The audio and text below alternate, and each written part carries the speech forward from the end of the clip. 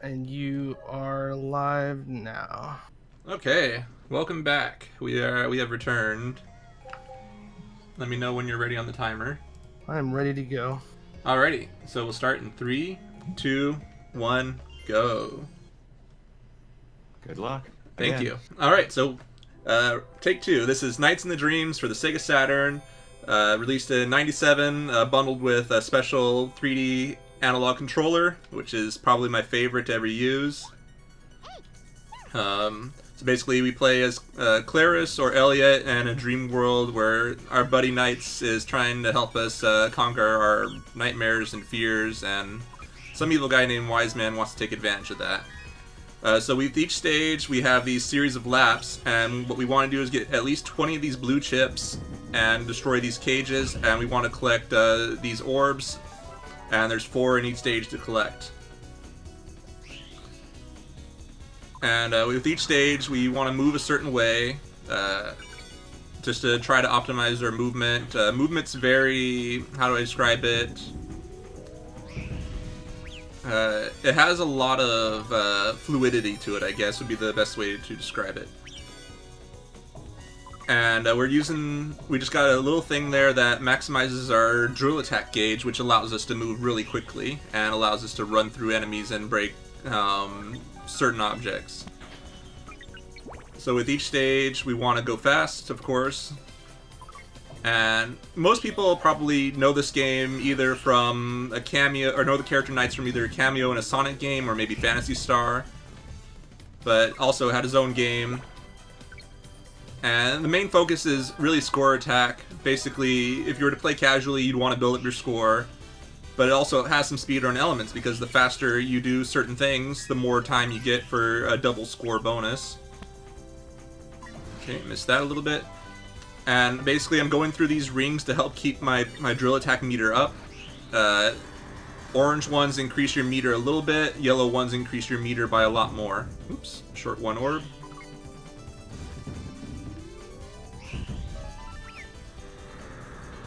But in a speed... Huh?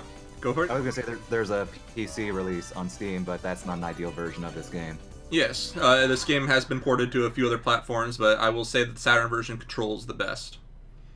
So now we're going to our first boss. I'm holding right to prevent the boss from doing a dive. For whatever reason, on the Saturn version, if you hold right, it does that. It doesn't work on any other version. And we're going to do a paraloop on his tail, and kills him 1 hit. Normally, you're supposed to hit his head several times, and there's like about 20 or 21 hits to kill him, but if you do a paraloop on his tail, it immediately kills him, because the tail is basically his death. And that boss was Gilwing, one of the nicest bosses, because it gives you a nice introduction to the game.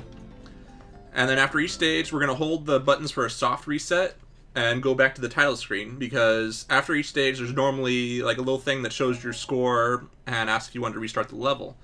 So we want to skip that, and it goes back to the title screen anyways. And after each stage it goes to the title screen, and you cycle back through to this. And in this category we're doing all the levels, except for we only do the final stage Twin Seeds once, because it's the same for both characters, just a different ending.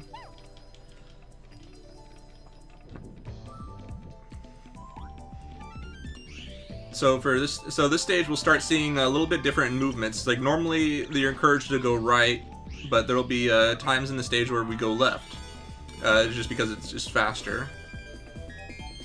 And with each lap, all the chips and everything reset. The only thing that doesn't get reset are like little emblems and icons that you can collect for various scores or other bonuses. The only one that we really care about is the one that refills our drill attack gauge. And so see there, we just went left because it was faster than going all the way back around. And more often than not, you're going to see stages where there's only exactly 20 orbs before the cage, so we have to make sure we collect every single one. And this is the only stage where we don't collect the Sonic icon to refill our meter. And that's fine. And so for this lap, we're going to go left because we can do it in a single round instead of having to go around multiple times. There we go.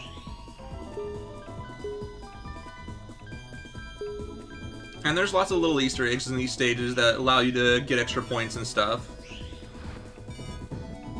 Like, if I had hit all those, if I was going the correct right way instead of left, and hit all those switches, I would have unlocked a little extra area that has a bunch of little stars, like you would see in the Game Gear Ristar game, that allowed me to collect a bunch of extra points.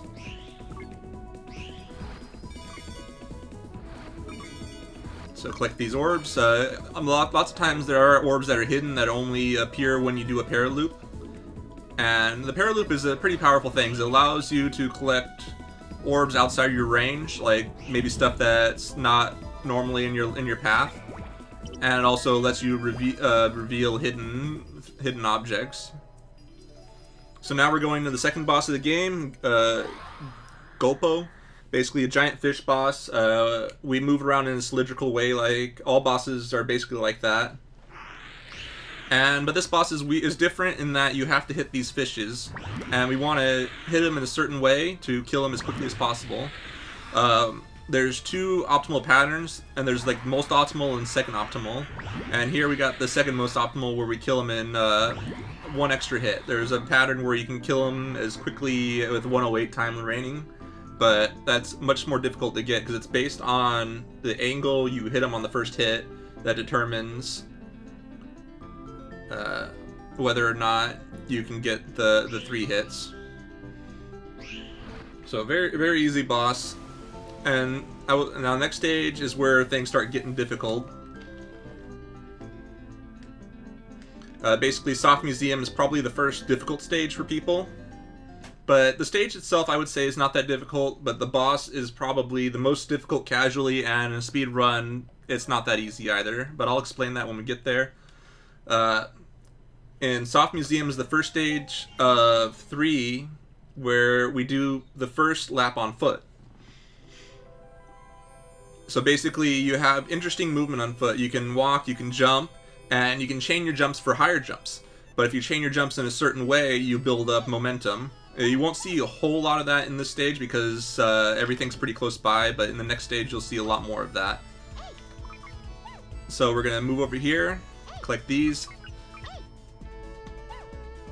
And for the first lap, it's much faster to do it on foot. There we go. And we can just collect what we need here. And also for the second lap, it would be faster to do it on foot if it were possible, but with the way the game is designed, the second lap doesn't start until you clear the first lap. So now this room introduces a concept of bouncy walls, and we don't really want to hit them if we can avoid it, because they just completely reset your momentum, which is very bad. Oop, like that.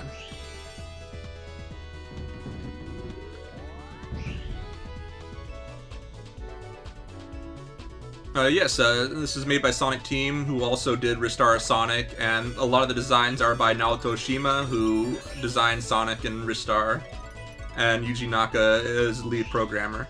So for this one, we're gonna skip an auto-scroller. There's several auto-scrollers in this game, and we skip all but one of them.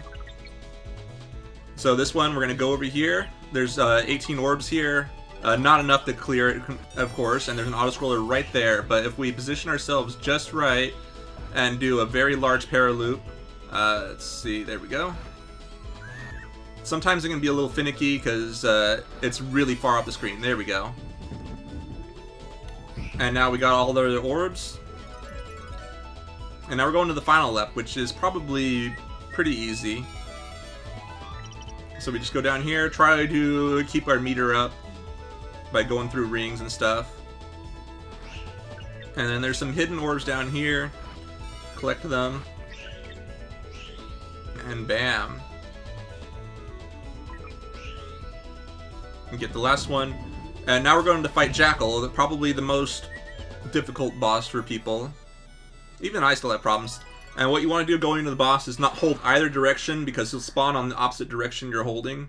And it can be kind of annoying if you're used to him spawning a certain way. And it's just like little Easter eggs like that. So basically, he throws cards, we want to avoid them, and to take off his cape because he's invulnerable while he has the cape, and his entire AI is just trying to get back his cape. And we want to try to throw him vertically to keep him away from his cape as fast as we can. And there we go, very fast kill. So by throwing him vertically, it prevents him from flying off in a direction. And we don't want that because then he'll basically take the path that's closest to his cape, and if you throw him towards his cape, he's just gonna grab it. And we don't want him to grab that cape at all. And so now we're done with Clara's stages. And then we're going to move on to Elliot. His stages are on average more difficult. But it's still going to be a good time. And for this next stage, we are going to be on foot again. And basically there's 20 orbs we can get, but we have to go quite out of our way for them. But it's still way faster than doing the stage normally. And we get to show off how fast you can really jump. Basically, the jump speed scales infinitely, but you're very unlikely going to see that unless you go out of bounds, which is not that hard to do, but I've never really tried myself. There we go. So we're going to get those orbs. More orbs. There we go. And voila. And if you time your jumps just right, you get a boost. You get a big boost of speed with each jump. Oop, missed the booster, but that's fine as long as I get those orbs. More orbs down here. Ooh, hitting all the enemies. There we go. Grab that. And so there's also a boost icon in the stage, but we don't grab it. It's just out of our way with the way the route is set up. So for this one, we're gonna go as far as to the cage to get the orb, or to get the orb from the boss. And ooh, that's not good. I missed one. Okay, that's fine. I'll get another one. It can be a little tricky moving with these little underwater segments because basically you don't get to control your direction. You only can control your direction on entry, and then after that it moves on its own. And then we're just going to go back the way we came because it's a lot faster than going through the whole stage by itself. There's a lot of lag and stuff. So now we're going to do another auto-scroller skip here. If we get... okay, perfect. That's beautiful. We need 10 orbs at least because there's a total of 20 orbs before this this Marin cage. And we just go back the way we came. And now we're fighting probably one of the most obnoxious bosses, but it's very, very easy. Basically, the boss's name is Puffy. It's a giant bouncing ball, and what we're the way the game works is we're gonna run through, or the way this boss works is we just have to keep breaking the walls until we pop it. Sort of, Game John. This runs at 30 FPS twice. Basically, polygons update at 30 frames, and sprites also update at 30 frames, but alternating. Oop. So I missed the jump a little bit. Or I missed the shot, not jump. There we go. And pop. A little bit of a slow boss, but that's fine.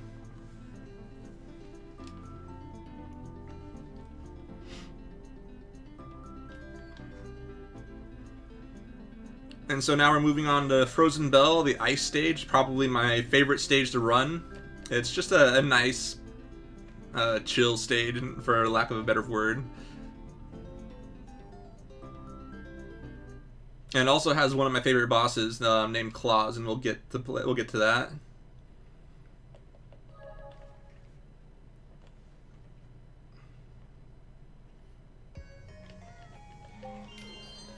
And so this stage we do the first lap on foot, but only half of it, because there's just not enough orbs on a single lap to complete it. So we're just gonna jump down here. There's some chips hidden in the trees. There we go.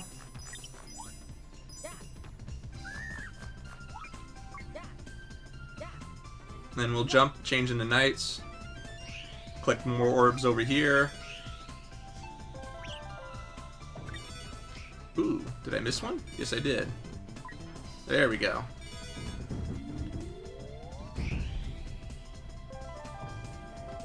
And now this stage is just all about going fast.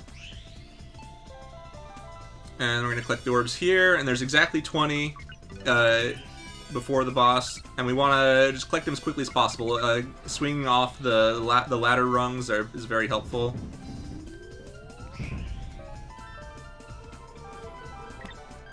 And then we're going to get the drill attack refill icon right near the cage.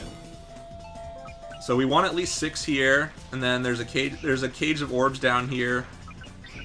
And then we reveal the icon. It just looks like a purple Sonic with the green border. And we collect it, and now we're good for the rest of the stage and the boss. And in this stage is the only auto-scroller that we don't skip. And it's only because all the orbs are in that auto-scroller. Ideally, we want to exit this auto-scroller with 20 orbs, but it's pretty challenging to do, because we also want to hit the boosters to keep going fast. But we can get away with that with as low as 16, because there's one we can collect here. Ideally, we want all 20 and closer to 18 or more. So at least we only have to do it once, and now we go back, and we'll be doing claws. Probably one of my favorite bosses to do. So basically for this boss, he jumps from a firework mouse, and you can only run into them if they're lit, but you can paraloop the unlit ones. Whoops. Okay, so I just messed up the pattern a little bit because I wanted to destroy that, but it was unexpected in how he jumped. Ooh. And basically you want to destroy the fireworks before he blows them up. Oh, he's not jumping. Weird. So that was a little bit sloppy, but he just did an unexpected movement, and I wasn't prepared for that. But done well, this boss is beautiful. And coming up is Stick Canyon, the most difficult stage casually, and it's fairly difficult in the speed run, but it's one of those stages where the skill ceiling is through the roof. You can just keep getting better and better and better at it.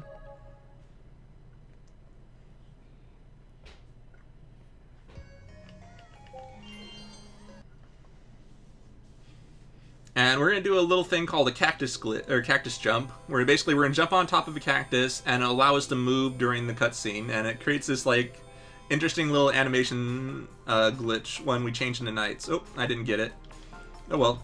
So basically, if you jump on top of that cactus for whatever reason, it breaks your animation and lets you walk while the cutscene's playing. And then Knights goes into this weird animation, but sadly we weren't able to pull it off.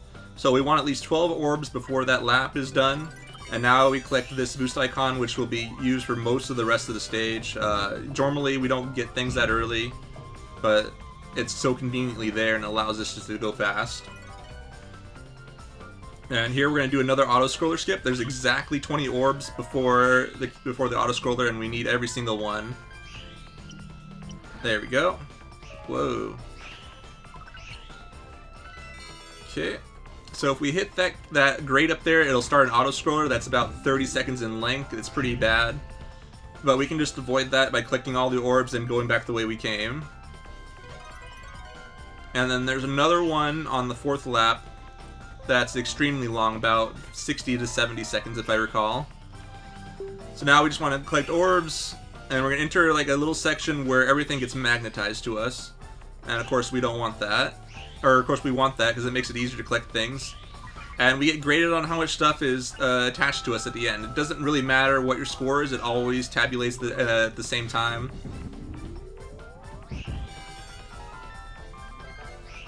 And now we hit a ring that gives you a stunt mode, where basically you get a yellow trail following you, and if you do loops and various tricks, you get bonus points, but it doesn't really matter to us. So now we're hitting the hard part of the stage, where we're basically going up this tower, and we gotta collect orbs. But the catch is that we have to go down the same way we came to skip the auto-scroller. Okay, 19, fine. So right after this is a very long auto-scroller, but we're gonna go back the way we came. And with good movement, you can get down this really quickly. So I hit a spike ring, basically stuns you for a moment and takes 5 seconds off your time, which is fine. Okay, perfect. Get down that really quickly, because the hard part is that you can't see where you're going, so you just have to know, and all you can do is practice for that. And now we're going to be fighting our evil counterpart, I guess would be the best way to just explain it. Its name is Riala, and basically we have to paraloop it through 3 times, if I recall. And generally it's a pretty easy fight, but sometimes he can be a little rude in how he moves. Okay, so far so good. Like, if he decides not to boost like there, it kind of messes up my my movement, or my timing on him. There we go.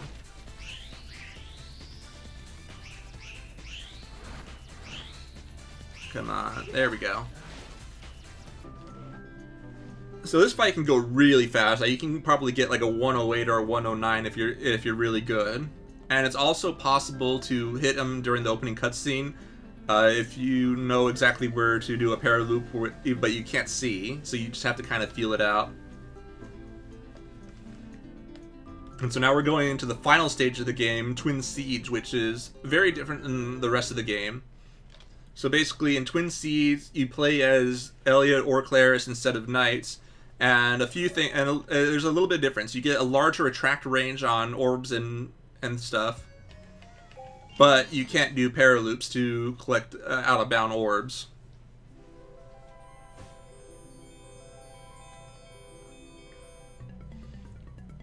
So we're just going to jump off. You can either jump towards the gazebo or jump away. Either way, you need to get off the platform and be flung off over here. It's fast. It's a little bit faster to jump away. And now we're going to jump off here, and for whatever reason, by doing this, it lets us gain the power of knights, sort of. And so, you notice the timer is a little bit different. Basically, we have 180 seconds to complete the stage entirely versus 120 per lap. And we're going to try to go through as many of these rings as we can to keep our boost meter up, also as for the stage and for the boss as well. There we go. And we're going to do like a couple of sequence breaks in the stage, in a sense. And I'm just collecting these just so I can keep my meter up. Okay, so I was a little low there and hit that. It's sometimes going to be a little finicky because it's kind of deceptive on how you can move. So basically these sets of rings follow your movement in a sense. So if you're moving at a weird angle, they bounce all over the place and it gets really hectic.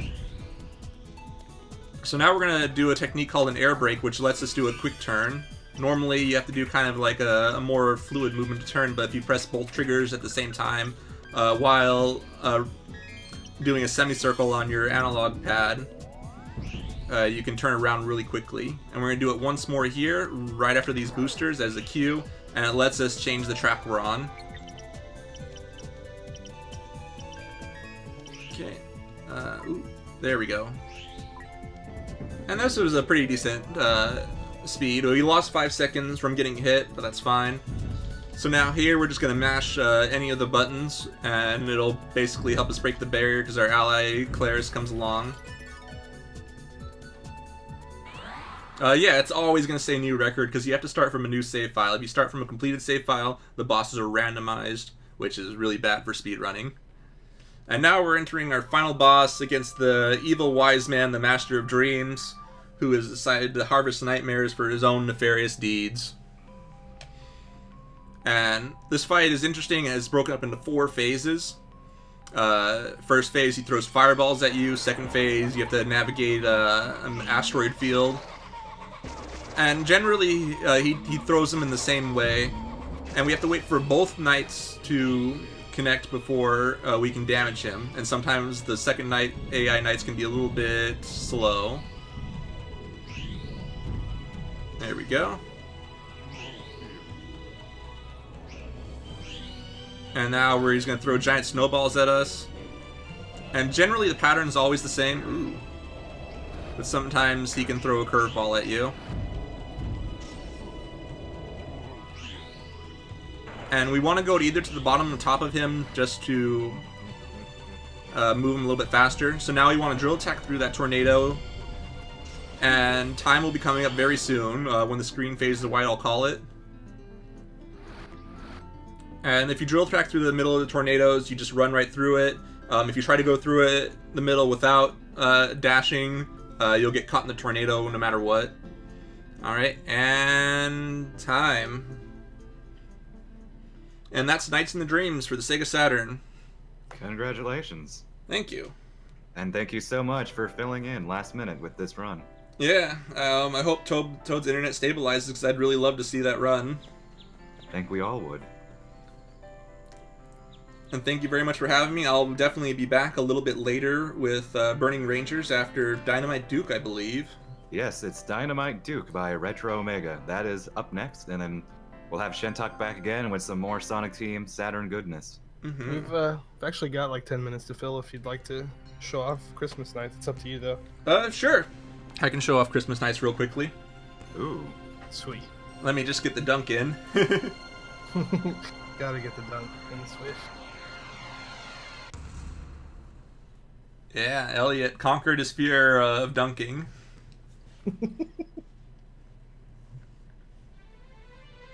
It's something we all need to conquer one day. Mm-hmm.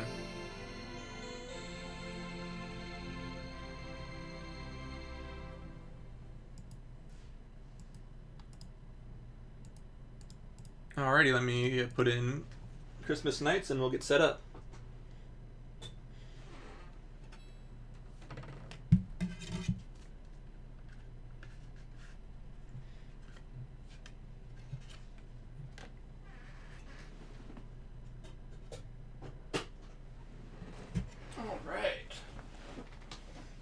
Wait, what if I wanted to dunk a baseball or something, Toad?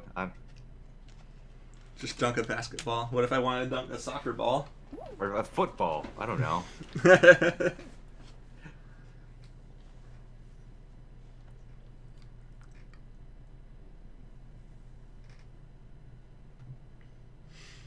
Alright, so now this is Christmas Nights. Basically, it was a promotional disc released in a magazine. I forget which one.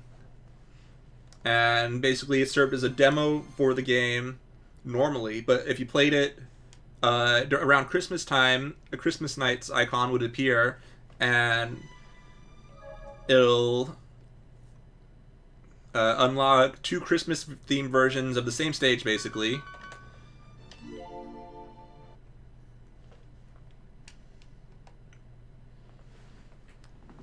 And we're going to load a save file, because that basically you have to unlock everything through a memory game. Each time you complete a level, it unlocks to something in the memory game. Whoops, I chose the wrong option. And what we're going to do is Sonic Into Dreams, which was basically only appeared on the Saturn version. If you played any of the HD remakes, they didn't include this for whatever reason. And let's see. Yep. And so you play as Sonic. It's a little weird in how it controls, because it basically controls like you're on foot with Claris or Elliot, but you move much more quickly, and your jumping is a lot different. Okay, so we're playing the normal version, not the Christmas version. Actually, I'm going to reset that and go to the Christmas version, because we need some Christmas music up in here. It's a hot day over in the Southwest, and so we could use some Christmas spirit.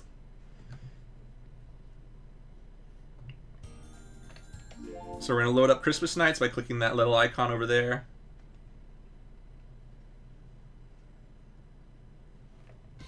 And now the music changes and everything's different. Now we're going to go over here, load in Sonic to Dreams, and now we get the Christmas theme instead of the normal Spring Valley theme.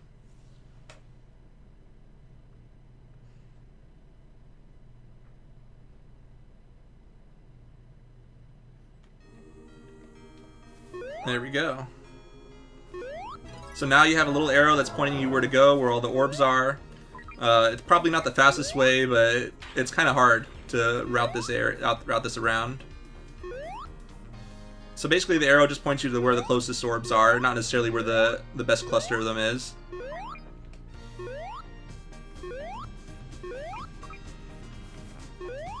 And you can also chain your jumps, but it's kind of awkward with how fast Sonic moves.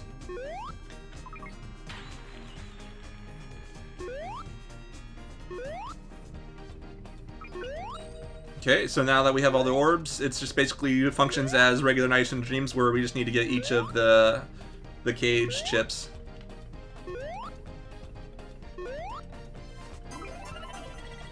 And plant the Christmas trees.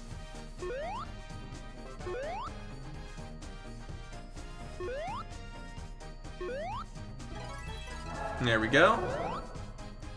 And this is basically, we're basically in just a Christmas skinned version of Spring Valley, the first stage in the regular speed run.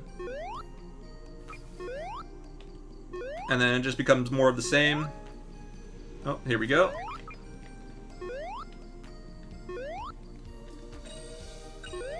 And like I said, the arrow's not exactly all that helpful, but since considering our field of view isn't all that good, I have to rely on it.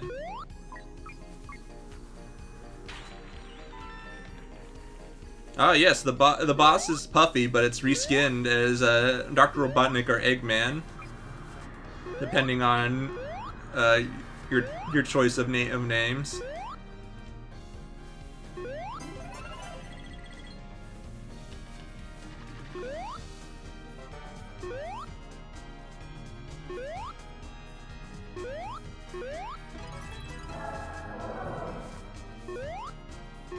There we go.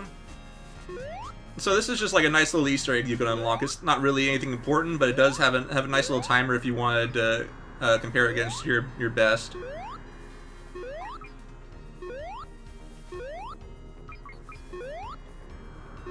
Okay, 16. Need 4 more.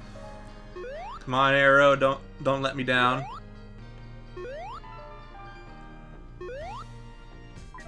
Arrow's letting me down, man.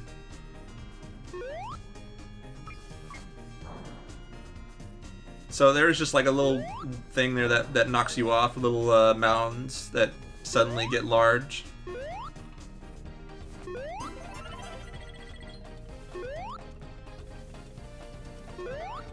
So unlike normal nights, it actually grades you on your speed. Oh, I did not want that. Because now I won't be able to get that later if I need it.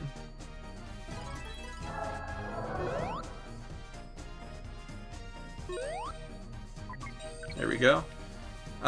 There is a 3D Sonic that was a sort of a prototype to Adventure. It is basically the museum mode in Sonic Jam. Yuji Naka basically just wanted to test out how Sonic would play in 3D. And he adapted some of those ideas to Sonic Adventure. But that's neither here nor there. This is all about what we have as an actual game.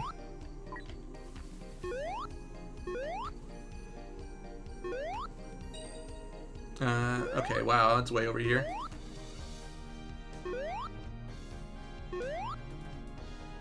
Climbing this mountain. Here we are.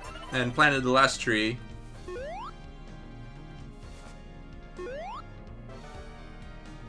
And the biggest problem with this is the camera is not your friend by any stretch of the imagination.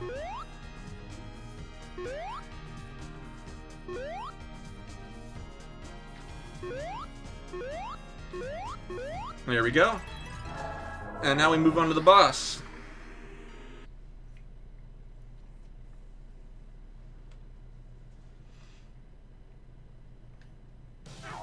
And we get a unique song along with a reskin version of Puffy.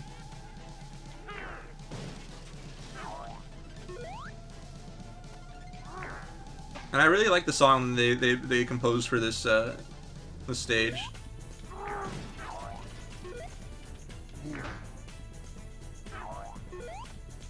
But other than the reskinning, it's just basically Puffy. No difference.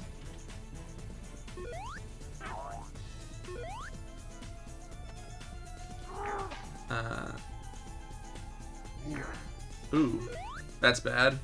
It's a bit more awkward to catch and throw as Sonic, because you don't have the same degree of control. Where'd he go?